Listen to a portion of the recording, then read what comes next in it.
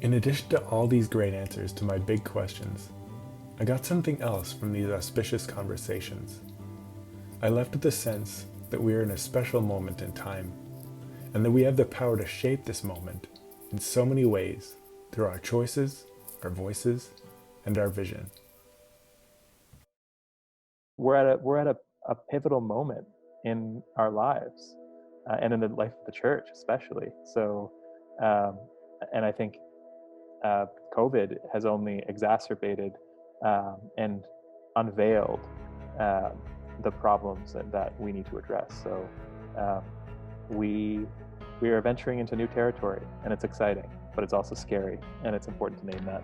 Because I think as a student, there can be this feeling of helplessness of my institution is out of my control. I can't have a say in how we do things at school, but we do actually have a say.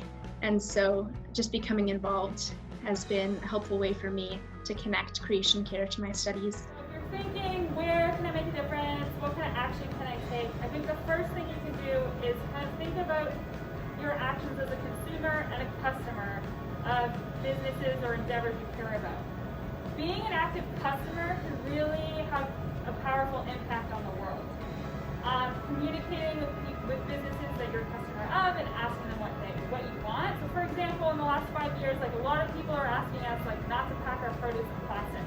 That is a powerful thing when half our customers start to ask those types of questions. So that's one way to start. And then if you're thinking maybe you want to be an entrepreneur, you want to take more of an action, you can definitely start small. So in my experience, I was working full time, and I started a small market garden that I did on the weekends and one weeknight a week. And it was a lot of work, but I was able to do it and have a full-time job at the same time.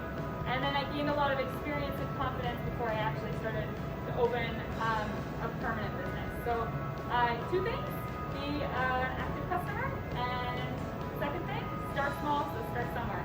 Climate change in particular is going to shape my whole future. And it's too serious to just be, left aside for other people, this kind of abstract other people who are going to solve this for me. And I just realized, I have to do more in my life. I have to step up in a meaningful way. And that by doing that, it will also relieve a lot of anxiety. So I think, I as a young person, I felt a lot of anxiety about the state of the world. And I found that, when I was just mulling these things over on my own in isolation, it often wasn't very good for my mental health.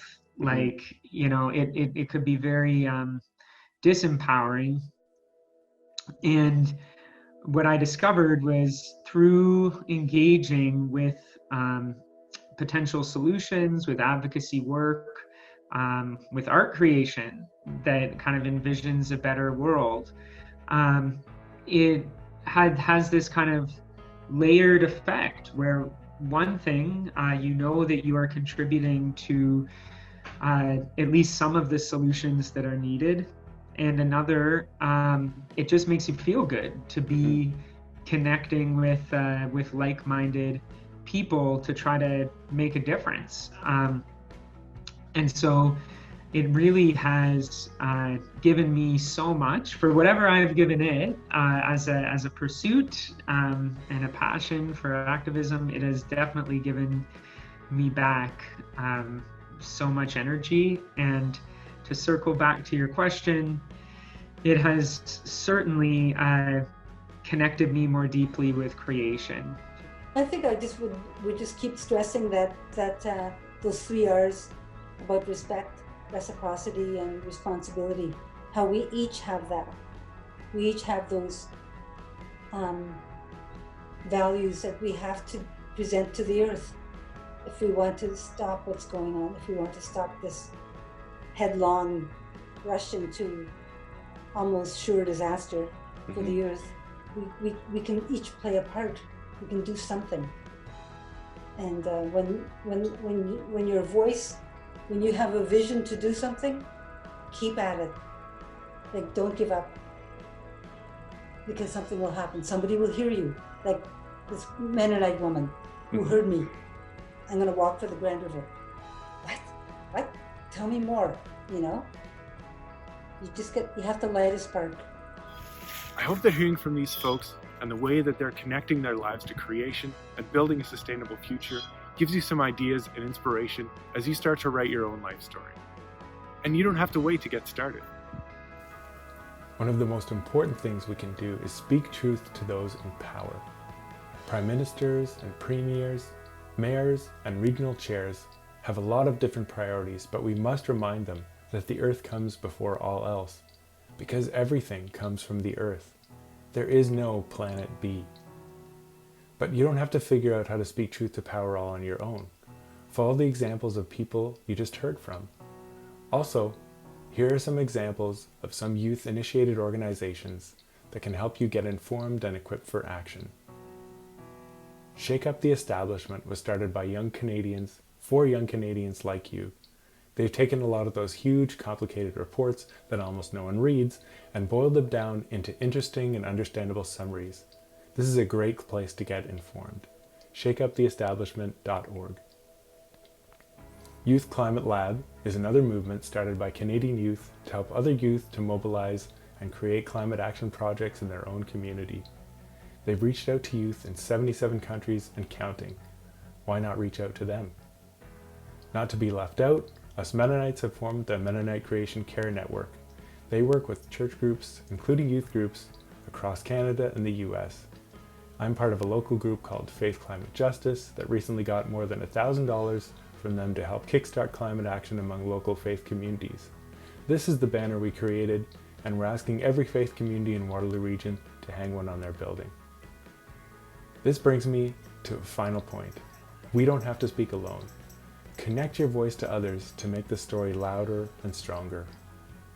We know that we are connected, and our voices need to reflect that. I heard this great quote last year.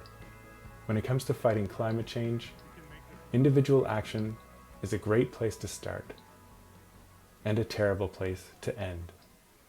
We must work together to make the big changes that we need these days.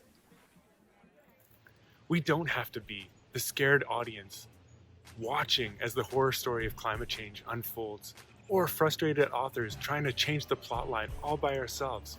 We have to do this together. I invite you to live your life like you're connected to creation, to your community, and to many others around the world who are trying to write new plot lines that respect creation. And you can weave those plot lines into your own life, your daily routines, your current studies, your future studies, your career, your activism, and the way you vote. Now, I wish you well as you continue to write your life story.